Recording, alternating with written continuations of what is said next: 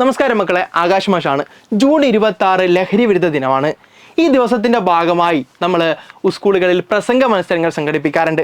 അപ്പോൾ പ്രസംഗ മത്സരങ്ങൾ സംഘടിപ്പിക്കുന്ന സമയത്ത് എങ്ങനെയാണ് ഒരു പ്രസംഗം അവതരിപ്പിക്കേണ്ടത്, അല്ലെങ്കിൽ ഒരു പ്രസംഗം എങ്ങനെ തയ്യാറാക്കാമെന്ന് നമ്മുടെ ഓരോരുത്തരുടെയും ഡൗട്ടാണ്. അപ്പോൾ നമ്മളിവിടെ ഒരു പ്രസംഗം തയ്യാറാക്കാൻ വേണ്ടി പഠിപ്പിക്കുകയാണ്. അപ്പോൾ ചോദ്യം ഇതാണ്: ലഹരി വിരുദ്ധ ക്ലബിൻ്റെ ആഭിമുഖ്യത്തിൽ നടത്തുന്ന പ്രസംഗ മത്സരത്തിലേക്ക് ഒരു പ്രസംഗം തയ്യാറാക്കുക എന്ന് പറയുകയാണ്. പ്രസംഗം എന്ന് പറയുന്നത് വളരെ മനോഹരമായ ഒരു കലയാണ്.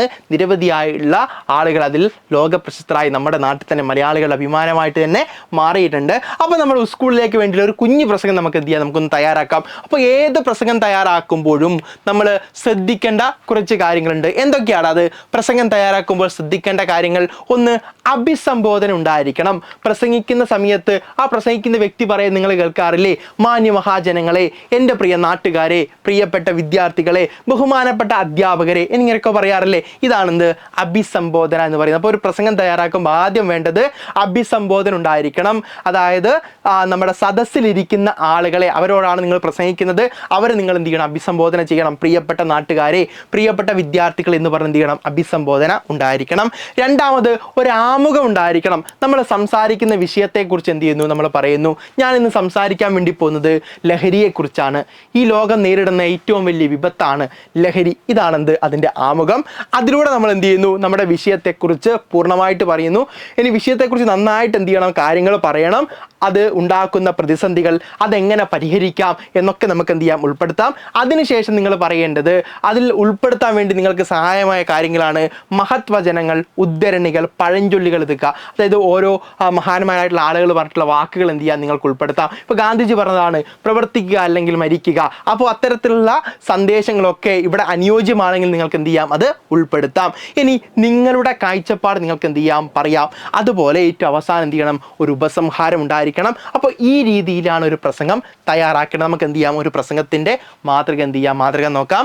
പ്രിയമുള്ള ഗുരുജനങ്ങളെ, എൻ്റെ സഹപാഠികളെ, ഏവർക്കും എൻ്റെ നമസ്കാരം.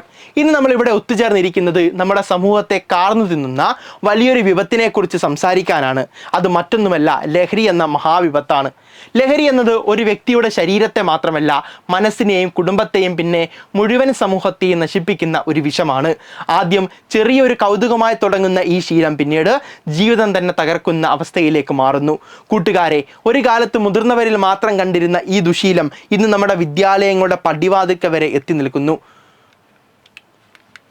കൗതുകത്തോടെയോ അല്ലെങ്കിൽ കൂട്ടുകാരുടെ നിർബന്ധത്തിന് വഴങ്ങിയോ ആണ് പലരും ലഹരിയുടെ ലോകത്തേക്ക് ആദ്യമായി കാലെടുത്ത് വെക്കുന്നത്. എന്നാൽ ഓർക്കുക, ആ ഒരൊറ്റത്തവണത്തെ കൗതുകം പിന്നീട് നമ്മുടെ ജീവിതത്തിൻ്റെ നിയന്ത്രണം ഏറ്റെടുക്കും. അത് നമ്മുടെ പഠനത്തെയും സ്വപ്നങ്ങളെയും മാതാപിതാക്കളുടെ പ്രതീക്ഷയും ഒടുവിൽ നമ്മുടെ ജീവനെ തന്നെയും ഇല്ലാതെയാക്കും. നമുക്ക് മുന്നിൽ വലിയൊരു ലോകമുണ്ട്, പഠിക്കാനുണ്ട്, കളിക്കാനുണ്ട്, ഒരുപാട് നല്ല സൗഹൃദങ്ങൾ സ്ഥാപിക്കാനുണ്ട്. അതിനൊന്നിനും ലഹരിയുടെ ആവശ്യമില്ല. നമ്മുടെ വിദ്യാലയത്തെയും നാടിനെയും ലഹരി മുക്തമാക്കാൻ നമ്മൾ ഓരോരുത്തരും പ്രതിജ്ഞാബദ്ധരാണ്. ലഹരിയോട് നോ പറയൂ, ജീവിതത്തോട് യെസ് പറയൂ. ലഹരി മുക്ത സമൂഹത്തിനായി ഒന്നിച്ച് പോരാടാം.